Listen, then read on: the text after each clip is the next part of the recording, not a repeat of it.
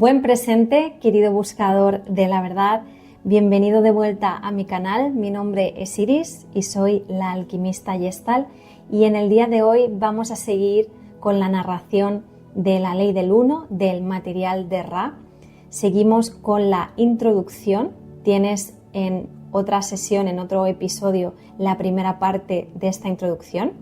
Y es muy importante que también la escuches si quieres adentrarte en el descubrimiento de esta canalización, porque esta introducción nos da un contexto muy amplio y muy exhaustivo sobre qué es lo que llevó a estos tres investigadores a canalizar a esta entidad de sexta densidad llamada Ra y cuáles fueron sus experiencias previas, cómo fue todo el proceso. Es súper interesante y te va a ayudar a conectar mucho mejor con la información que nos transmite Ra. Estoy muy entusiasmada y muy contenta de que sigas acompañándome en esta lectura y sin más te dejo con esta segunda parte de la introducción. En la narración anterior nos quedamos con las últimas palabras de Carla y ahora continúa hablando Don Elkins. Don. Una pregunta recurrente al considerar las manifestaciones psíquicas es ¿cómo ocurre el hecho paranormal? La respuesta podría radicar perfectamente en el ámbito de la teoría oculta, que se ocupa de la existencia de varios planos. Tras la muerte, la persona se encuentra en uno de esos niveles de existencia de los que se habla en relación con la filosofía oculta, nivel que depende de la naturaleza o el desarrollo espiritual de la persona en el momento de su muerte. El cliché que abarca esta teoría es un celestial, Dios los cría y ellos se juntan.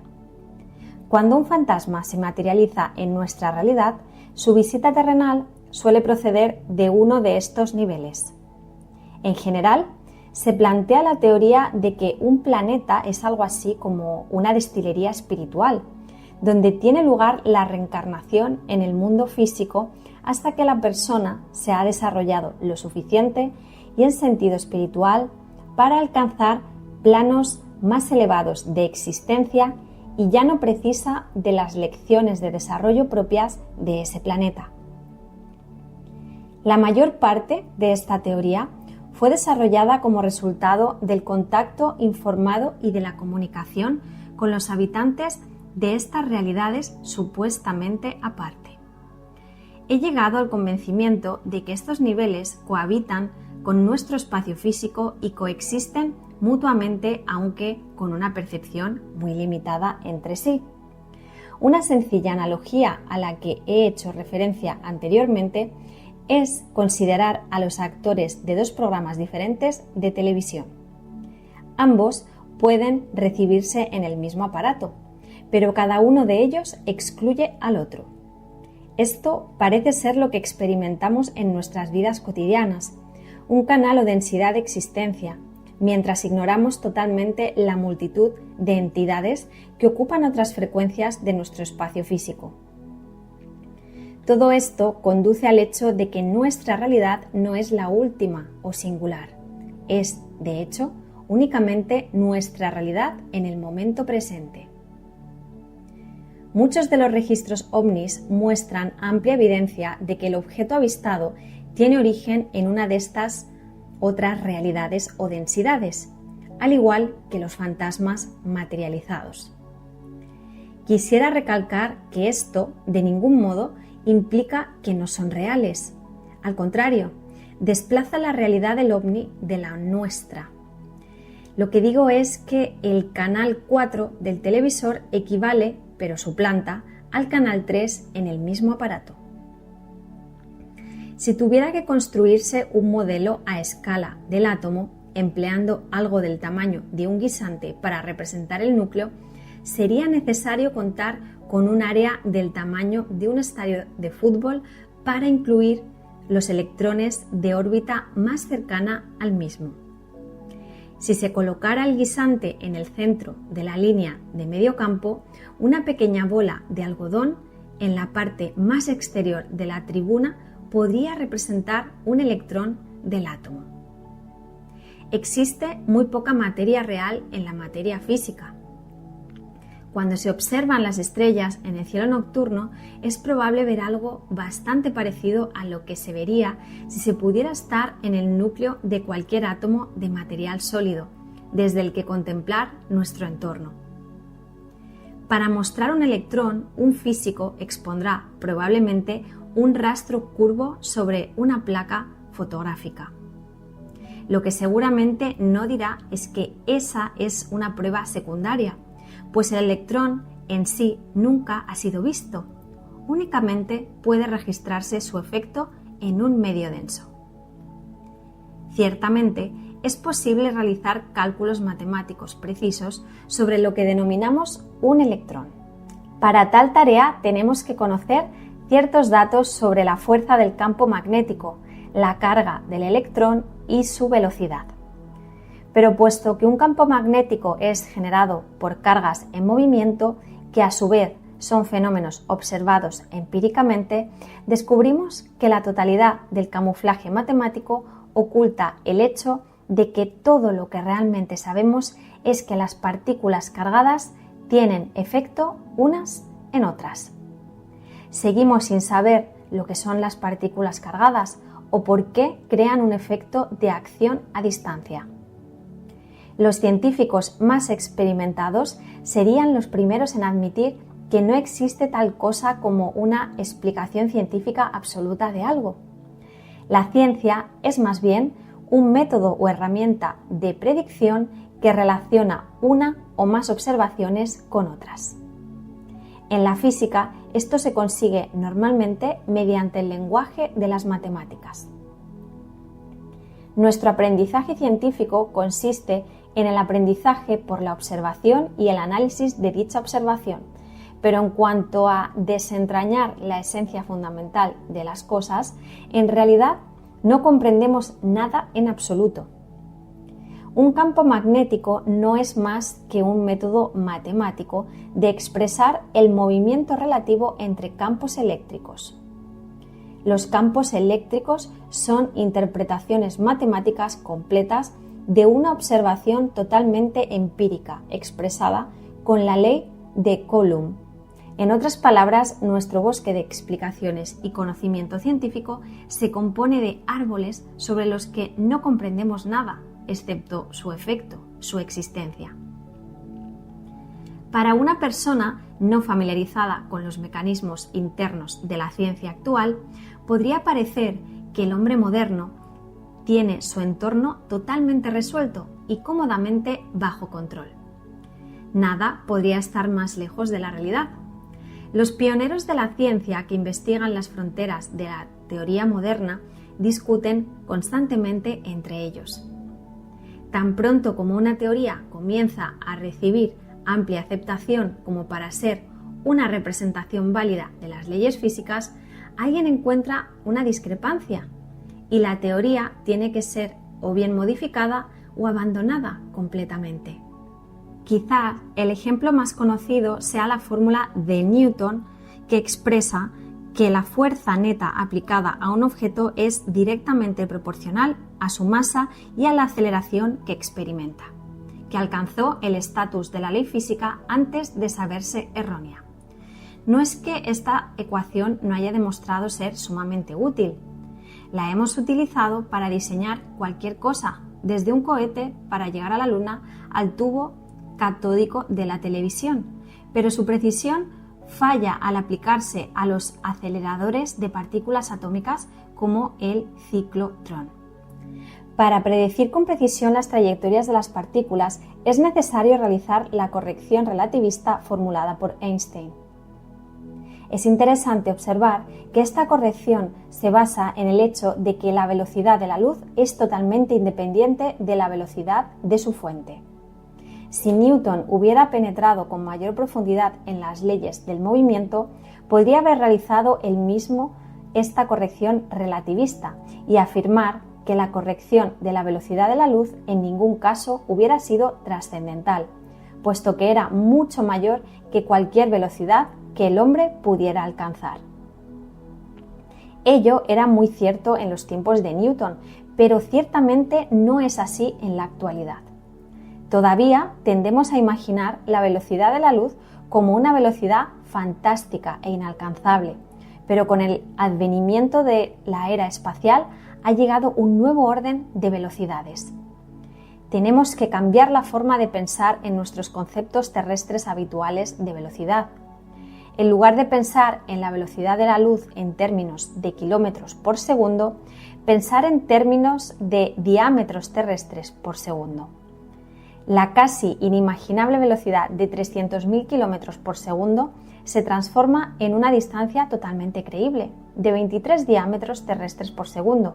O bien, podríamos pensar en la velocidad de la luz en términos del diámetro de nuestro sistema solar y decir que la luz avanza a una velocidad cercana a los 2 diámetros por día. La afirmación de Einstein de que todo es relativo es tan acertada que se ha convertido en un cliché de nuestra cultura. Sigamos siendo realistas al considerar la magnitud de los fenómenos naturales, teniendo en cuenta el tamaño de nuestra galaxia. Si observamos el cielo en una noche clara, casi todas las estrellas visibles están dentro de nuestra propia galaxia. Cada una de estas estrellas es un sol como el nuestro. El cálculo del ratio del número de soles de nuestra galaxia en relación con el número de personas del planeta Tierra revela que actualmente existen 60 soles por cada uno de nosotros. Cuesta más de 4 años luz llegar desde la Tierra a la más cercana de esas estrellas, mientras que alcanzar la estrella más distante de nuestra propia galaxia costaría 100.000 años luz. Estos cálculos se realizan partiendo del supuesto que la luz tiene velocidad. De acuerdo con la nueva teoría, puede ser un supuesto erróneo, pero su velocidad aparente es una herramienta útil de medida, por lo que la seguimos utilizando igualmente. Así pues, tenemos la creación en la que nos encontramos, que es tan inmensa que a la velocidad de 23 diámetros terrestres por segundo debemos viajar 100.000 años para atravesar nuestro patio trasero contiguo. Es un patio trasero enorme y parecería amplio incluso para el más ambicioso de los arquitectos celestiales. Pero en realidad toda esta galaxia de más de 200.000 millones de estrellas es solo un grano de arena en una gran playa. Existen innumerables billones de galaxias como la nuestra, cada una con sus propios miles de millones de estrellas, diseminadas a lo largo de lo que parece ser un espacio infinito.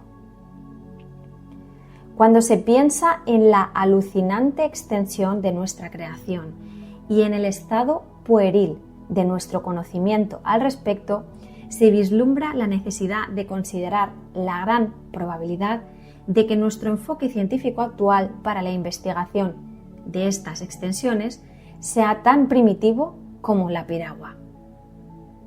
Desde siempre, el problema más desconcertante de la ciencia ha sido hallar una explicación satisfactoria de lo que se denomina acción a distancia. En otras palabras, todo el mundo sabe que si se deja caer algo, caerá, pero nadie sabe exactamente por qué. Mucha gente sabe que las cargas eléctricas se empujan o se atraen unas a otras aun cuando estén separadas por un vacío, pero, de nuevo, nadie sabe la causa. Aunque los fenómenos son bastante diferentes, las ecuaciones que describen la fuerza de interacción son bastante similares. La ecuación de la gravedad y la de la interacción electrostática. La fuerza de atracción entre nuestro planeta y nuestro Sol se describe por la ecuación gravitacional. La fuerza de atracción entre los electrones de la órbita y el núcleo atómico se describe por la ecuación de la interacción electrostática. Cada una de estas ecuaciones se determinó de manera experimental. Aparentemente no guardan relación entre sí y, sin embargo, ambas describen una situación en la que la fuerza de atracción disminuye con el cuadrado de la distancia de separación. Una representación matemática del efecto de una acción a distancia se denomina campo, como un campo gravitacional o eléctrico. La principal esperanza de Albert Einstein fue hallar una relación única que expresara el efecto tanto de los fenómenos eléctricos como gravitacionales. De hecho, hallar una teoría que unificara la totalidad de la física, la teoría de campo unificado. Einstein creía que en esta creación existía un orden total y que todos los fenómenos físicos partían de una misma fuente. Esta teoría de campo unificado, que describe la materia como un campo puro, se ha obtenido ahora. Parece que la totalidad de la situación era análoga a la solución de un laborioso y complejo rompecabezas chino. Si puede hallarse la clave correcta entre tantas otras que no funcionan, el rompecabezas se viene abajo fácilmente. Dewey B. Larson halló la solución a este problema, y el rompecabezas no solo se vino abajo, sino que reveló una original y adecuada teoría del campo unificado rica en resultados prácticos. Y, como todo buen rompecabezas chino, la solución no era compleja, sino tan solo inesperada. En lugar de dar por hecho 5 dimensiones, Larson adoptó 6 y las identificó adecuadamente como las 3 dimensiones del espacio y las 3 dimensiones del tiempo. Estimó que existe una coordenada de tiempo tridimensional, análoga a nuestro observado espacio tridimensional. El resultado de este enfoque es que ahora se puede calcular a partir del postulado básico de la teoría de Larson cualquier valor de nuestro universo físico, desde el subatómico al estelar. Esta teoría de campo unificado, codiciada durante tanto tiempo, es diferente porque estamos acostumbrados a pensar en el tiempo como algo unidimensional, como una corriente que fluye en una sola dirección. Sin embargo, una vez que se le coge el tranquillo, la coordenada de tiempo es un concepto matemáticamente más cómodo con el que trabajar. El profesor Frank Meyer, del Departamento de Física de la Universidad de Wisconsin, distribuye un boletín trimestral a los científicos interesados en la nueva teoría de Larson, que explora cuestiones desconcertantes de la teoría física partiendo de este enfoque. En mi caso, tenía interés por poner a prueba la teoría de Larson y realicé amplios cálculos partiendo de su postulado, y he llegado al convencimiento de que su teoría es, de hecho, una teoría factible de campo unificado. Antes de descubrir el trabajo de Larson, había estado considerando ciertas informaciones interesantes comunicadas a través de contactados por supuestas fuentes OVNI a principios de los años 60. Aunque las personas que habían recibido estas comunicaciones no sabían nada acerca de los problemas de la física moderna, estaban obteniendo información que parecía de importancia central para la teoría física. En primer lugar, sugerían que el problema de nuestra ciencia era que no reconocía suficientes dimensiones. En segundo lugar, manifestaban que la luz no se mueve, la luz es. La teoría de Larson postula 6 dimensiones en lugar de las acostumbradas 4 y revela que el campo puro que Einstein creía que representaría a la materia avanza hacia el exterior de todos los puntos del espacio a la unidad de velocidad o velocidad de la luz. Los fotones se crean debido a un desplazamiento vibratorio en el espacio-tiempo, la estructura del campo. Además, los contactados afirmaban que la conciencia crea la vibración y que esta vibración es luz. Los desplazamientos vibratorios del espacio-tiempo de la teoría de Larson son la primera manifestación física, que es el fotón o luz. Según los contactados OVNI, los ovnis disminuyen sus vibraciones para entrar en nuestros cielos. la totalidad del universo físico que postula Larson depende del índice de vibración y rotaciones cuantificadas del campo puro de espacio-tiempo. Los contactados han sugerido que el tiempo no es lo que creemos. Larson sugiere lo mismo. Han manifestado que los ovnis avanzan en el tiempo al igual que nosotros avanzamos en el espacio, lo que sería totalmente normal en el tiempo-espacio del universo de Larson. Finalmente, y quizá lo más importante, los contactados han estado recibiendo el mensaje de que la creación es simple, que todo es la misma cosa.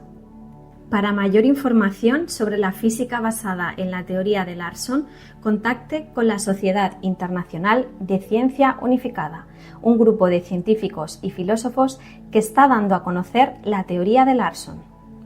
Lo que los físicos nunca habían considerado digno de investigación está ganando interés a ritmo acelerado. La acción a distancia, aparentemente como resultado de algún tipo de actividad mental, parece ser repetidamente el efecto observado. Cuando Uri Geller actúa en televisión, doblando objetos metálicos y arreglando relojes con el poder de la mente, suele haber muchos niños que intentan reproducir sus trucos y a veces lo logran. El número de niños que pueden doblar y romper objetos metálicos y otros materiales simplemente deseando que ello ocurra se incrementa cada día. Como se ha mencionado anteriormente, John Taylor, profesor de matemáticas de King's College, informa en su excelente libro Superminds sobre las exhaustivas pruebas llevadas a cabo en Inglaterra con algunos de estos talentosos niños. Si los niños al estilo Uri Geller continúan incrementándose en número y capacidad, los años 80 serán testigo de que fantasías tales como las series de televisión Mi marciano favorito, Mi bella genio y Embrujada pasen a formar parte de la realidad. Con experimentos controlados y repetibles como los llevados a cabo por Taylor y por el Stanford Research Institute en los Estados Unidos, hemos comenzado a disponer de una buena y sólida base de datos para su estudio. Estamos avanzando gradualmente a una posición desde la que podemos empezar a crear una ciencia de magia, pues lo que ha sido llamado mágico a través de los tiempos se está llevando a cabo ahora a un ritmo incesante, principalmente por los niños. En el futuro podríamos incluso ver esta magia en el currículum de ciencias de las universidades. De hecho, las actuales disciplinas de química, física, etc., continúan siendo principalmente magia para nosotros, pues seguimos en posición de no tener una explicación última de su causalidad. Aquí un pequeño comentario. Bueno, veis que habla de magia, lo nombra todo el rato entre comillas, para referirse a todo aquello que la ciencia todavía no ha podido explicar, que sin duda tiene sus fundamentos en alguna parte de la realidad, pero que nosotros desde este plano, desde esta dimensión de conciencia, pues aún no hemos podido comprender, al menos de una forma científica. Si os fijáis, el ser humano acostumbra a llamar mágico o azar a todas aquellas cosas que no ha podido comprender todavía, pero que realmente tienen sus fundamentos en algún lugar. He aprovechado a hacer esta aclaración puesto que ahora vuelve a hablar Carla y durante la narración de las transcripciones pues iré haciendo aclaraciones que yo considero que son importantes o pequeños comentarios que yo sienta que pueden servir a la comprensión del material, ¿ok? Así que bueno, seguimos con Carla. Carla, uno de los conceptos centrales para el sistema de estudio que resulta de la investigación de los mensajes que facilitan los supuestos contactados ovni es el de la inmortalidad de nuestra conciencia individual. Existe una extensa tradición mística que se remota mucho más allá de los tiempos bíblicos, que postula un alma inmortal. San Pablo, en sus epístolas, diferenció el cuerpo humano del cuerpo espiritual y muchos siglos antes de San Pablo, los sacerdotes egipcios tenían el concepto del Ka y postulaban que este Ka o personalidad espiritual sobrevivía a la muerte y era el verdadero depositario de la esencia de la conciencia de la persona que había vivido esa vida. Ciertamente, los egipcios realizaban preparativos muy elaborados para la vida tras la muerte. Si la vida después de la muerte se plantea como una posibilidad, entonces también puede plantearse la vida antes del nacimiento. Cualquier madre que tenga más de un hijo podrá atestiguar el hecho indudable de que cada niño viene a la vida o encarnación equipado con una personalidad que no puede explicarse por el entorno o la herencia. Una vez que se tienen en cuenta ambos factores, persiste una personalidad única con la que el niño parece haber nacido. Cada niño tiene ciertos temores que no son explicables en relación con los temores de los padres. Por ejemplo, a un niño pueden aterrorizarle las tormentas, mientras que el resto de la familia puede sentirse perfectamente confortable durante las mismas. Otro niño puede tener dotes extraordinarias para tocar un instrumento, cuando ni los padres ni ningún pariente lejano que estos puedan recordar tenía una habilidad musical. Esto nos lleva de nuevo a considerar seriamente la reencarnación. Según los mensajes de los supuestos contactados ovni, la reencarnación es uno de los conceptos más importantes de comprender, pues a través de ella el universo hace avanzar la evolución de la humanidad. Esta evolución se considera no solo física, sino también metafísica. No solo del cuerpo, sino también del espíritu, y las encarnaciones se consideran en este sistema filosófico como oportunidades para que la persona continúe su evolución a través de diversas y variadas experiencias.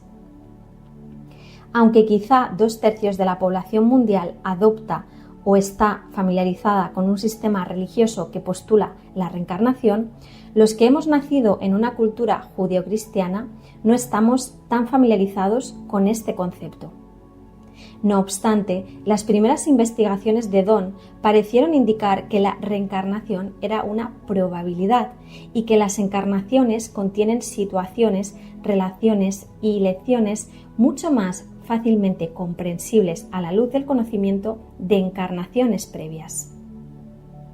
Un ejemplo conciso de esta relación, que algunos prefieren llamar karma, es el de un joven que ha pedido que no se desvele su nombre, que en esta vida había experimentado alergias tan intensas hacia todo ser vivo que no podía cortar la hierba, oler las flores o pasar mucho tiempo fuera de casa durante el periodo de floración.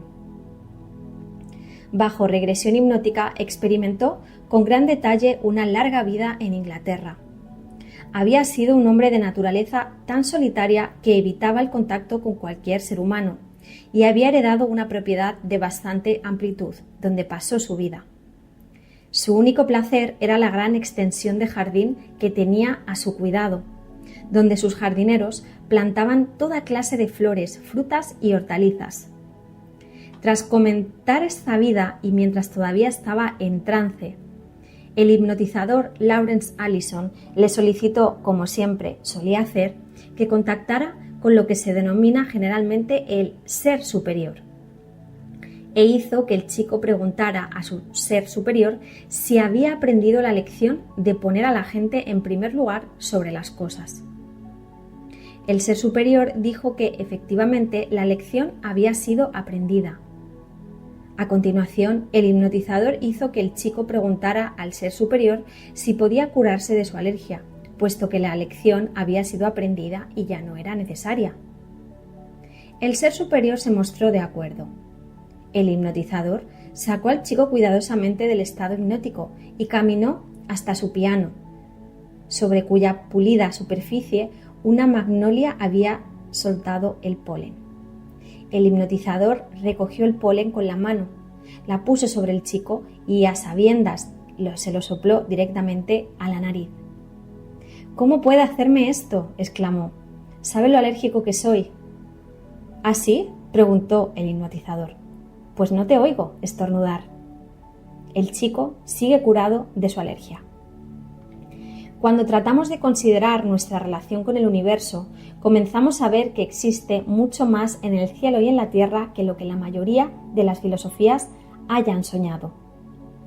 Es un universo increíblemente gigantesco y si estamos realmente en relación con él, también nosotros debemos ser algo más que lo que nuestras vidas diarias parecen abarcar.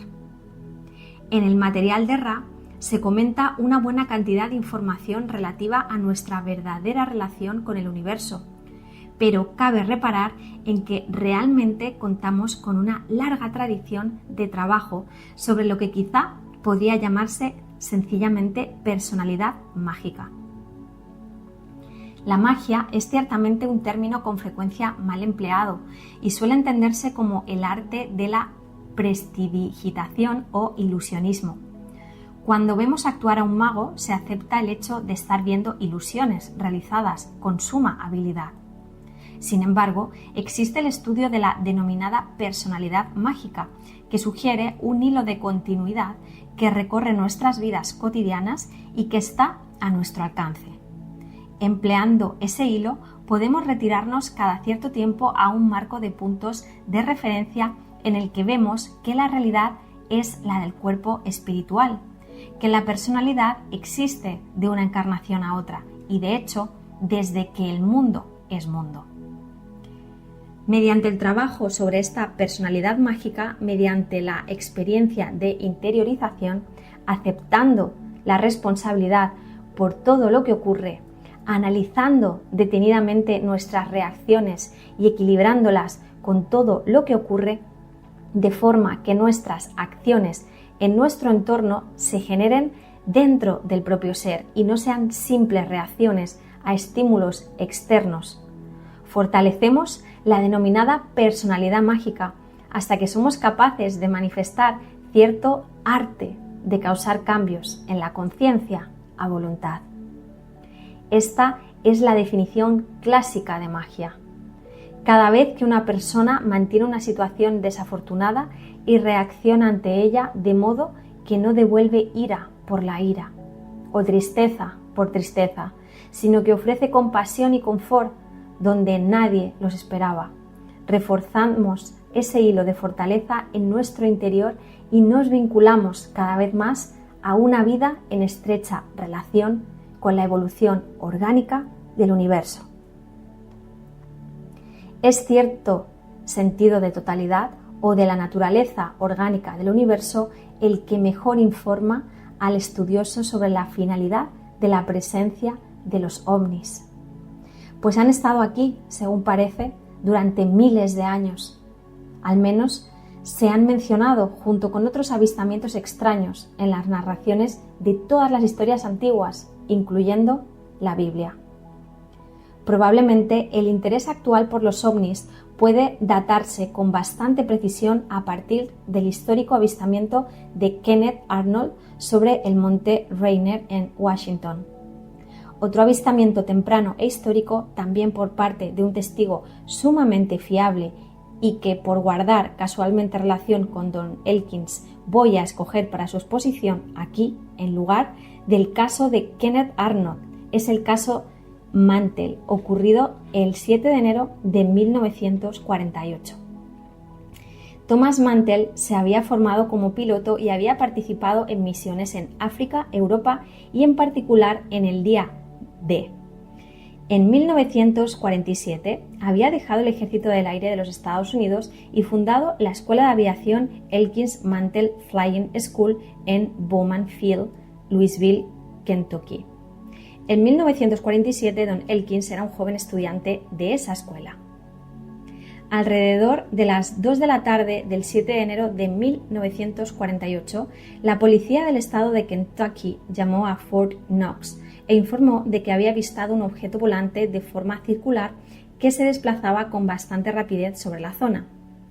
La policía militar llamó al oficial al mando de Goodman Field en Fort Knox y el servicio de vuelo procedió a comprobar con Wickfield en Ohio si había alguna nave experimental que pudiera ser explicación del avistamiento. Wright Field respondió negativamente.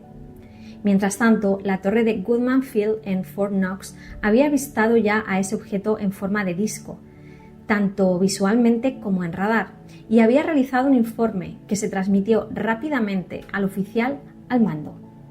A la vez que ocurría esto, 4 F-51 se encontraban en la zona, en ruta desde Marietta, Georgia, cerca de Atlanta a Louisville, Kentucky. Puesto que se encontraban ya en el aire, el oficial al mando en Goodman Field decidió contactar con el piloto principal y solicitarle que investigara el ovni. El piloto principal era el capitán Thomas Mantell. La torre Goodman proporcionó a Mantell un vector de radar y se aproximó al ovni. Avistó el objeto y manifestó que viajaba a menor velocidad que su avión y que se aproximaría para echar un vistazo. A continuación, Mantell informó a la torre de que el objeto estaba ahora por encima de él, que tenía apariencia metálica y que era de gran tamaño. Ninguno de los F-51, incluyendo el de Mantell, iba equipado con oxígeno. Los otros pilotos se elevaron hasta una altura de 15.000 pies. Mantell continuó ascendiendo. Esa fue la última transmisión del capitán Mantell. Minutos después, una llamada telefónica informó de que un avión se había estrellado. Era el del capitán Mantell. Su cuerpo yacía cerca de los restos del avión. Podría extenderme durante todo el libro tratando de proporcionar una somera introducción a los miles y miles de avistamientos similares al del capitán Mantell, que comportan pruebas irrefutables y concretas de que está ocurriendo algo sumamente extraño. Hay muchas observaciones de ovnis en los radares. Existe un volumen publicado por el Centro para Estudios OVNI de Evanston, Illinois, que trata únicamente de los numerosos rastros físicos que los ovnis han dejado tras de sí, ya sea irradiando el suelo, causando otros cambios en su composición o dejando impresiones sobre el mismo. Un ordenador dispuesto por esta misma organización para incluir un programa informático relativo a los ovnis incluye más de 80.000 informes, y algunos datos se tornan asombrosamente claros mediante el uso de UFO-CAT, el ordenador. Por ejemplo, ahora es posible, si se mide el rastro de un aterrizaje de un avistamiento ovni, que el ordenador determine la probable descripción del aparato. Así, en cierta forma, el testigo simplemente confirma lo que el ordenador ya sabe. Sin embargo, esta es la introducción a un libro que consiste en las transcripciones de mensajes de naturaleza muy precisa que tienen que ver con la metafísica, la filosofía y el plan evolutivo, tanto físico como espiritual, del hombre sobre la Tierra. En consecuencia, lo que propongo es compartir con el lector parte de este material de investigación que hemos recopilado a lo largo de los años. Puesto que todos estos ejemplos proceden del mismo grupo, nunca describimos quién es el receptor, pues creemos que lo importante es la información, no quién la transmite. A continuación nos cuentan el contacto con otra entidad multidimensional diferente a Ra, que se llama Hathon. De acuerdo con la entidad denominada Hathon, que ha establecido comunicación con nuestro grupo y con otros durante muchos años, la razón de la presencia de al menos algunos de los ovnis observados en nuestros cielos es similar a la que podríamos tener para mandar ayuda a un país castigado por un desastre o la pobreza extrema, el deseo de servir. Hemos estado contactando con personas del planeta Tierra durante muchos de nuestros años. Hemos contactado a intervalos de miles de años con aquellos que solicitaron nuestra ayuda. Es el momento de contactar con muchas de las personas de este planeta, pues son muchos los que ahora tienen el discernimiento y el deseo de buscar algo más allá de la ilusión física que durante tanto tiempo ha ocupado el pensamiento de los habitantes de este planeta. El proceso que estamos estimulando se refuerza a sí mismo. A medida que los que desean nuestro contacto lo reciben y lo transmiten a otros, los que reciben esta información serán capaces a su vez de alcanzar un estado de pensamiento y de entendimiento lo suficientemente sintonizado, digamos, con nuestras vibraciones para poder recibir nuestro contacto. Pues así es como tiene lugar, amigos míos. Primero, para que la entidad reciba nuestro contacto, debe alcanzar cierta vibración como resultado de su pensamiento, lo cual se acelera notablemente con la participación en grupos como este y finalmente se logra mediante la meditación. En otras palabras, las comunicaciones verbales transmitidas a la entidad por canales como este crean un sistema de pensamiento y el deseo de concienciación espiritual, que eleva su vibración. Nosotros, de la Confederación de Planetas al servicio del Infinito Creador, lamentamos no poder pisar vuestro suelo y enseñar a aquellos entre vosotros que desean nuestro servicio. Pero amigos míos, como hemos dicho antes, tal cosa supondría un gran perjuicio hacia los que no desean nuestro servicio en este momento, y nos tememos que no surtiríamos mucho efecto en aportar conocimiento incluso a aquellos que lo desean, pues el conocimiento, amigos míos, procede del interior. Únicamente podemos guiar, únicamente podemos sugerir. Tratamos de hacerlo de forma que la búsqueda del individuo se vea estimulada a dirigir su pensamiento hacia el interior, hacia esa fuente única de amor y comprensión, el Creador, que forma parte de todos nosotros, parte de todo lo que existe, pues todo lo que existe, amigos míos, es el Creador. Nos sentimos verdaderamente privilegiados de que os unáis a nosotros en este gran servicio y en este momento de la historia de vuestro planeta. Pues este es un tiempo magnífico, un gran periodo de transición, en el que muchas de las personas de la Tierra se elevarán desde su estado de confusión a un simple discernimiento, el amor de su Creador. Hatton habla de nuestro deseo de buscar algo fuera de la ilusión física, algo a lo que hace referencia convincentemente y que con frecuencia la Confederación de Planetas al servicio del Infinito Creador, como la denominan los miembros de Ra, define como el pensamiento original. Este es otro término para nuestra palabra amor, pero implica mucho más. Implica una unidad tan grande que no vemos a los demás simplemente como amigos cercanos o hermanos y hermanas, sino como el Creador. Y a medida que vemos a los demás y a nosotros mismos como el Creador, vemos a un solo ser. Este concepto ocupa un lugar central en la telepatía y Hatton habla sobre él y el pensamiento original en general. En este momento estoy en una nave muy por encima de vuestra morada y puedo observar vuestros pensamientos. Esto, amigos míos, podría parecer para algunos entre vosotros como una violación, pero puedo aseguraros que no lo es. Nuestra capacidad de conocer el pensamiento de las personas del planeta Tierra no ha sido ideado de ningún modo para franquear sus pensamientos o sus actividades. No consideramos el conocimiento del pensamiento de los demás como una violación, ya que vemos esos pensamientos como los nuestros. Vemos esos pensamientos como los pensamientos del Creador. Amigos míos, podría pareceros que un pensamiento cuya naturaleza no sea de amor y de hermandad no podría haberlo generado nuestro Creador. Eso no es posible, amigos míos. Todo pensamiento que se genera, lo genera el Creador. Todas las cosas que se generan, las genera el Creador. Él es todas las cosas y está en todas partes. Y toda conciencia y todo pensamiento que existe es el pensamiento de nuestro Creador. Todas sus infinitas partes poseen libre albedrío y todas son capaces de generar en el modo en que escojan hacerlo. Todas sus partes comunican con toda la creación en su completo e infinito sentido. No tratamos de cambiar el pensamiento de nuestro Creador. Únicamente estamos tratando de presentar sus ideas en algunas de las partes más aisladas para que se examinen y se valoren.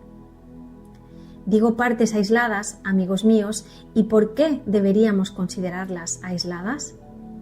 Las consideramos aisladas porque desde nuestro punto de vista han escogido apartarse del concepto que hemos visto que impregna la mayoría de la creación con la que estamos familiarizados. comprobamos, amigos míos, que el hombre sobre el planeta Tierra, con sus experiencias y experimentos, se ha aislado en su pensamiento y se ha apartado de lo acostumbrado en los remotos lugares de creación que hemos experimentado. Os insto, amigos míos, a que recordéis lo que os hemos aportado.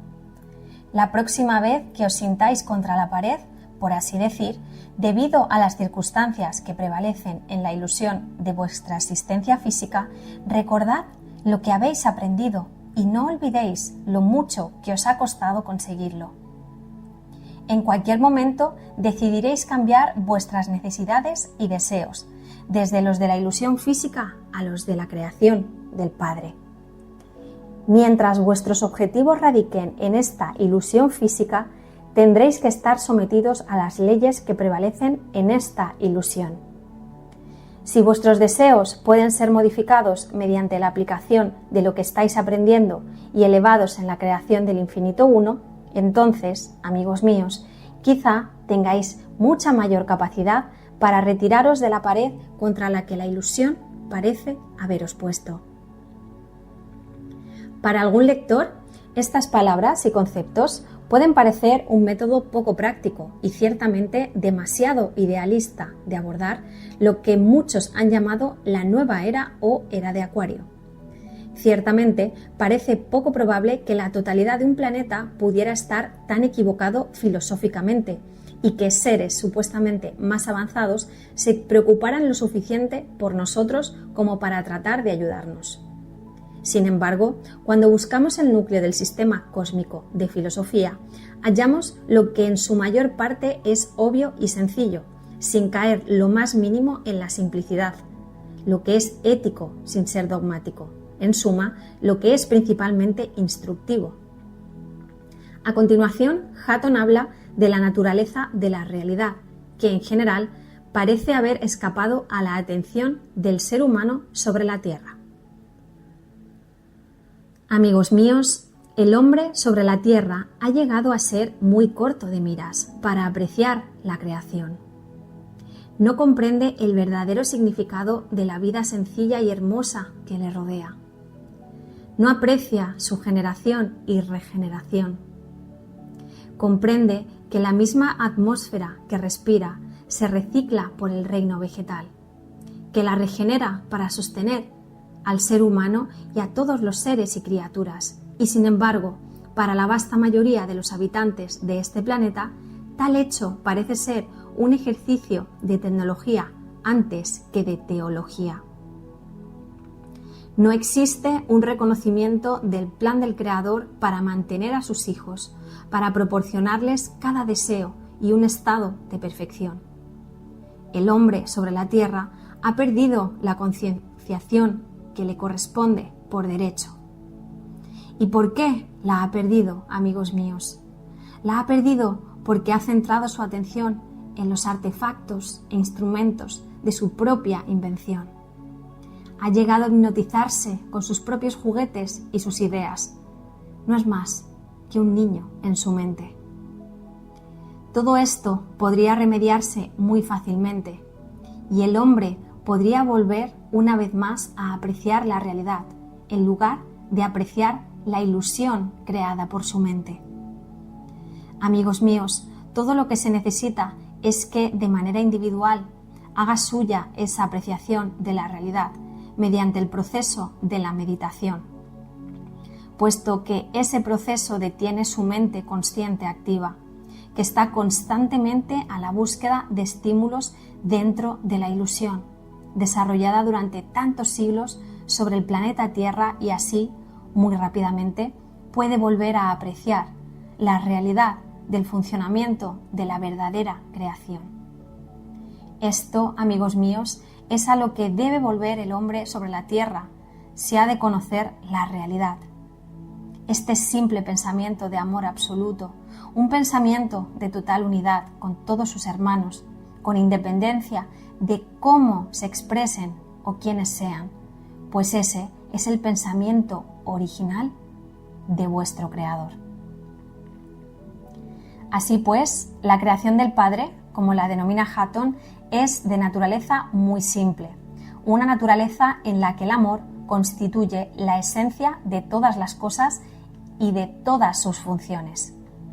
Sin embargo, esta creación real obviamente no ocupa el primer lugar en la mayoría de nuestras mentes, porque vivimos día a día en una atmósfera a la que la Confederación se ha referido con mucha frecuencia como ilusión. Nosotros, de la Confederación de Planetas al servicio del infinito creador, hemos sido conscientes durante muchos de vuestros años de numerosos principios de realidad. Somos conscientes de estos principios porque hemos hecho uso de ellos, al igual que podría hacer la gente de vuestro planeta. Mediante la meditación es posible reducir totalmente la ilusión que experimentáis ahora y que crea la separación, una separación ilusoria a la que verdaderamente es una completa ilusión. Os hemos hablado constantemente de la meditación. Os hemos hablado muchas veces acerca de la realidad, del amor y la comprensión, y sin embargo, parecéis incapaces de superar la ilusión. La razón para la ilusión, amigos míos, la ha generado el hombre sobre la tierra, la ha generado de su deseo. Esta ilusión es útil, es muy útil para aquellos que desean evolucionar a un ritmo acelerado por la experiencia y el uso que hacen de ella mientras la viven. Muchos de los que estamos circundando actualmente vuestro planeta quisiéramos tener la oportunidad que tenéis vosotros, la oportunidad de estar en la ilusión y así, a través de la comprensión, aprovechar su potencial. Es una forma de adquirir progreso espiritual que han buscado muchos de nuestros hermanos. No puedo hacer suficiente hincapié en la necesidad de llegar a ser capaz de comprender la naturaleza del potencial de vuestra ilusión y así, mediante el autoanálisis y la meditación, reaccionar a ello de forma que exprese el pensamiento que nos ha generado, el pensamiento de nuestro Creador. Esto es lo que hizo el maestro al que conocéis como Jesús. Este hombre reconoció su posición, reconoció la ilusión, comprendió la razón para el potencial de la ilusión y su reacción a esos potenciales y actividades dentro de la ilusión fue una reacción que expresaba el pensamiento del Creador, un pensamiento de amor. Mantened siempre en primer lugar en vuestra mente que lo que experimentáis es una ilusión que os rodea con el fin de enseñaros. Solo puede enseñaros si sois conscientes de sus enseñanzas. Se dice que el Señor procede de forma misteriosa para llevar a cabo sus maravillas. Esta forma puede parecer misteriosa, sin embargo, es el camino del desarrollo espiritual. Muchas almas experimentan la ilusión en la que os encontráis. Sin embargo, pocas la utilizan para el crecimiento. No lo hacen más que a nivel subliminal, porque no reconocen mediante su búsqueda la posibilidad de aprovecharla para ello. Cuando una persona reconoce la posibilidad de utilizar la ilusión en la que se encuentra en vuestro mundo físico para progresar en su crecimiento espiritual, es necesario que dé el siguiente paso y haga uso de ese conocimiento para expresar, con independencia de sus potencialidades, el amor y la comprensión de su Creador. Como el lector habrá observado ya, la meditación se sugiere siempre como el mejor medio de alcanzar el discernimiento, de progresar espiritualmente y de comprender la naturaleza de la ilusión y la finalidad de experimentarla. Cada persona participa de una ilusión o juego en que podemos, si queremos, emplear nuestra conciencia en meditación para lograr un crecimiento más rápido en la evolución personal. Pero, ¿cómo llegamos al punto en que se alcanza e inicia este proceso, que a menudo parece muy arduo? El deseo, amigos míos, es la llave a lo que recibís. Lo que deseéis, recibiréis. Tal fue el plan del Creador, un plan en el que todas sus partes recibirán exactamente aquello que desean. Amigos míos, a menudo en la ilusión que experimentáis parece que no recibís lo que deseáis. De hecho, parece ser justo lo contrario en muchos casos. Aparentemente es una paradoja que se haga tal afirmación y que se manifiesten tales supuestos resultados del deseo, y sin embargo afirmamos sin excepción que el hombre recibe exactamente lo que desea. Quizás, amigos míos, no comprendéis la naturaleza del deseo. Quizás esa comprensión no pertenece a la mente intelectual. Quizás sea necesario dedicar tiempo a la meditación para ser conscientes de vuestro verdadero deseo, pues, amigos míos, existe mucho más de vosotros mismos y de la creación de lo que vuestras capacidades intelectuales os permiten distinguir en vuestra ilusión actual. Para los habitantes de este planeta es muy difícil renunciar a la ilusión, renunciar al conocimiento preconcebido de lo que creen que es causa y efecto. Sin embargo, esa no es la realidad. Es ilusión nacida de la ilusión. Es un simple producto de la complejidad que el hombre ha generado sobre la tierra. Uniros a nosotros para apartar vuestro pensamiento de tales complejidades y sed conscientes de lo que os ha creado, de todo lo que experimentáis y todo lo que es pensamiento. Sed conscientes de vuestro Creador, sed conscientes de su deseo y cuando conozcáis ese deseo, conoceréis el vuestro, pues vosotros y vuestro Creador sois uno. Y sois uno con todas sus partes y por lo tanto todos los seres con los que compartís la creación.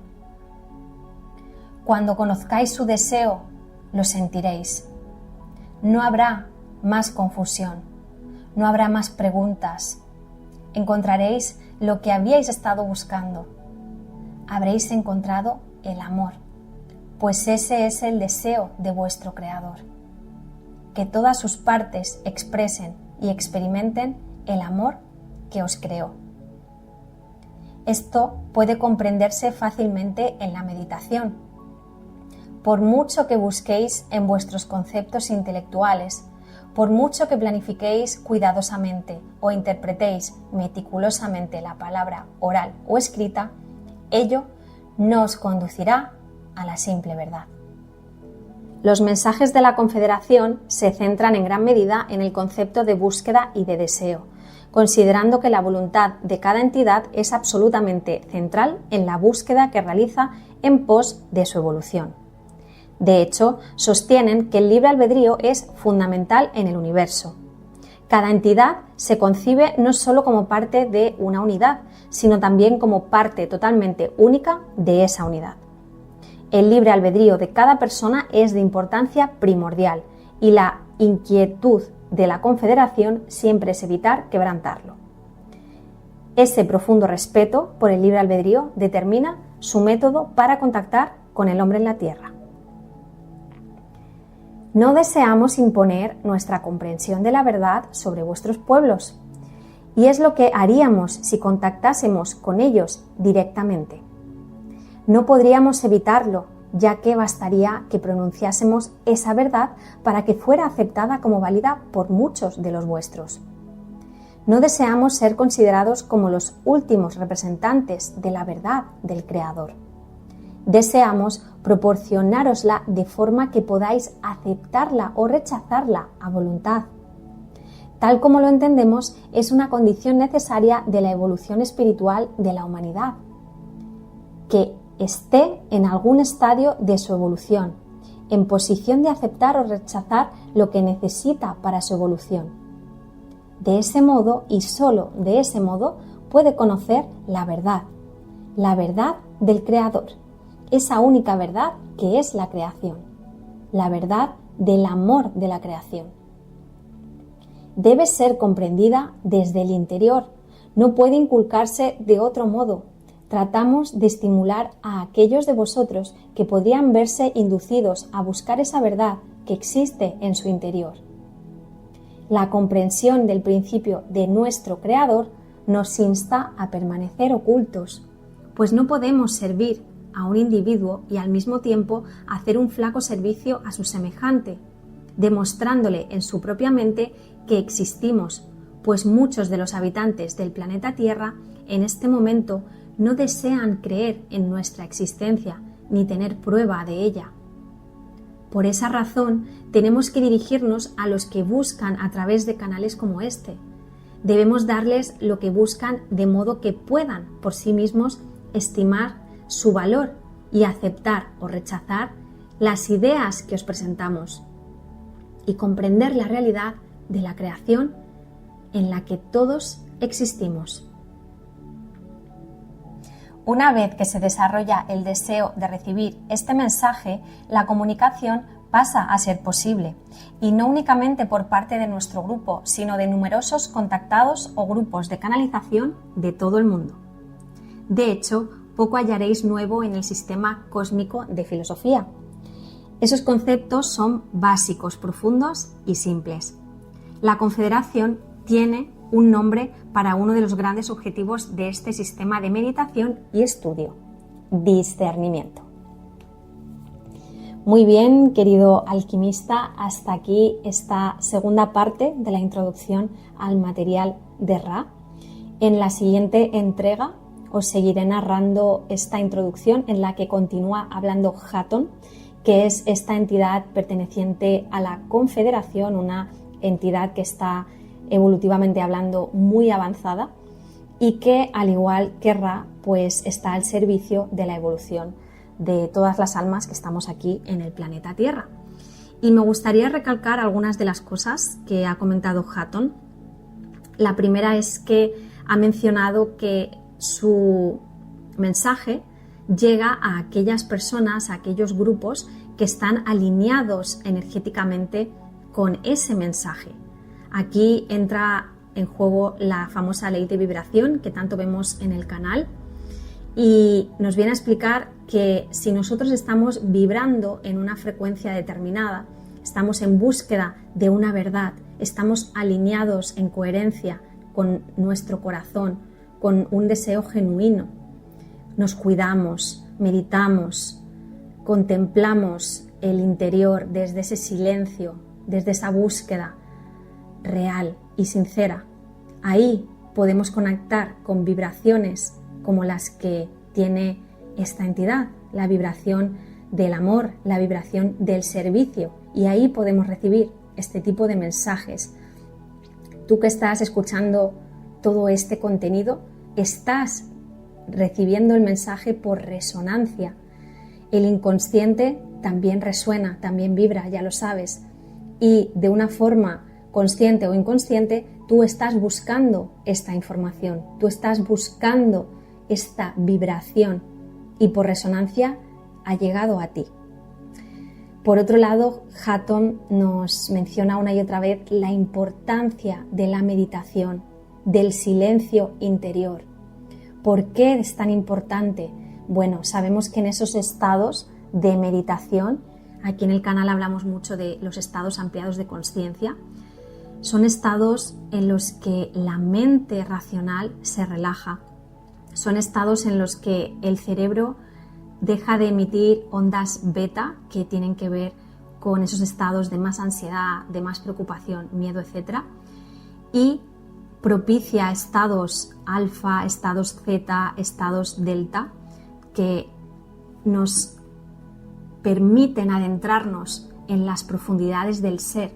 En esos estados la mente está relajada, está tranquila, digamos que deja de tomar el mando del vehículo y entonces entra otra vez en protagonismo aquello que realmente somos. La chispa divina vuelve a ocupar el mando del conductor cuando hay menos mente. Entonces, en esos estados en los que la mente está tranquilita, podemos acceder a nuestra verdad, a la verdad única del Creador, a esta verdad primordial, que no hay separación, que todo es uno y que el ser uno se está experimentando a través de cada uno de nosotros, a través de cada una de las conciencias locales, para aprender. Entonces es súper importante, querido buscador, que encuentres en tu día a día esos momentos de silencio interior, de contemplación, de meditación sincera, para así acercarte a esta verdad, para así acercarte a la sabiduría del corazón, para así acercarte a la vibración primordial, que es la del amor y la de la verdad. La meditación también nos sirve para contemplar la ilusión, que también nos habla Hatton de este concepto. La ilusión es un concepto que se ha usado históricamente en muchas escuelas esotéricas, por supuesto, el esoterismo oriental. Se habla mucho de Maya desde el hinduismo, que es esta ilusión perceptiva. Y para observar la ilusión y ser consciente de ella, pues necesitamos ese silencio interior, esa meditación, esa búsqueda sincera. Claro, venimos aquí al planeta Tierra con muchos velos. El ego, el tiempo son partes del velo, son parte de la ilusión. Y la ilusión es necesaria, nos cuenta Hatton, para realmente poder avanzar. Nos dice que muchos seres de otras densidades anhelan poder estar en la ilusión como estamos nosotros, porque es como un acelerador de conciencia, es un acelerador evolutivo tremendo. Lo que pasa es que cuando caemos en la ilusión tanto como para no aprender de lo que estamos experimentando, ahí es cuando ellos intervienen para ayudarnos, para realmente tratar de aportar luz al camino de experiencia que nosotros elegimos encarnar aquí. La ilusión es maravillosa si aprendemos de nuestros errores o aprendemos de nuestra experiencia, porque no hay errores, ¿verdad? Todo es experiencia, todo es aprendizaje. Pero ¿qué pasa si no aprendemos de las experiencias, que no evolucionamos, que nos quedamos atorados en la tercera densidad o nos quedamos atorados en la mente, en el plano físico, en lo mental, ¿verdad? Entonces, la idea es que seamos conscientes de que la experiencia nos permite avanzar y que realmente aprendamos, ¿sí? Y esta es vamos a decir, el mirar detrás del velo, el darnos cuenta que estamos en una ilusión y realmente vivir de manera consciente esta ilusión para nuestro aprendizaje y el aprendizaje del creador en sí, ¿ok? Esto es lo que nos cuenta Hatton en estas líneas y también recalca el hecho de que ellos no desean bajo ningún concepto violar el libre albedrío y que de hecho solo responden a aquellas mentes que los llaman con el pensamiento, que los llaman con su vibración y con su energía. Entonces, los mensajes que nos trae Hatton y todos los miembros de la Confederación llegan con respeto y sin ánimo de violar el libre albedrío de las personas. Por eso es imprescindible el discernimiento, el entrenamiento del discernimiento. Y en el próximo episodio, en la próxima narración, Hatton continúa hablándonos de esto, de la importancia de discernir y de cultivar esta sabiduría, este conocimiento interior. Algo que siempre me gusta recordar a todos los alquimistas y buscadores como tú es que ya eres lo que estás buscando. Ya eres lo que estás buscando. Y esto es lo que nos dice Hatton, que en esta búsqueda de la verdad sincera recordamos que ya somos todo, que ya formamos parte del todo y que todas las experiencias están a nuestro alcance. Hasta aquí, querido buscador de la verdad, con esta segunda parte de la introducción al material de Ra. Deseo de todo corazón que esta información esté llegando a ti en el momento en el que la pediste, en el que la necesitas, en la que resuena con cada una de tus células. Que la luz de la consciencia alumbre siempre tu camino y nos vemos como siempre al otro lado de la mente. Hasta muy pronto.